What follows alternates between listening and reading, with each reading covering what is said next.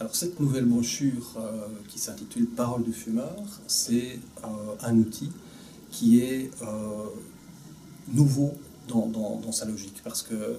souvent l'expert a la parole, et puis il y a des références théoriques, l'orientation d'une stratégie de travail. Ici on a voulu recueillir et amplifier la parole des fumeurs, donc à un stade d'amotivation, c'est-à-dire où foutez-moi la paix, j'ai pas envie d'arrêter, j'arrêterai quand je serai mort, à un stade où on fait le débriefing, le bilan de quelques semaines qui nous ont permis d'évoluer totalement par rapport à ces représentations au seuil d'un travail. Et donc, quelque part, on essaie de permettre aux gens de se situer non pas dans un tout ou rien. Il y a des gens qui sont prêts à l'arrêt, d'autres à qui il ne faut pas parler. Ben non, ça fait toujours du bien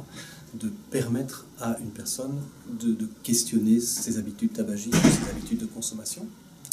de voir dans quelle mesure, en tant qu'acteur social, on peut faire vivre une animation sans préjugés, sans devoir, je dirais, une obligation de but. Hein. Non, on a une obligation de moyens peut-être, où on met à la portée de tous un questionnement sur les inconvénients à fumer, les dangers de la cigarette, mais aussi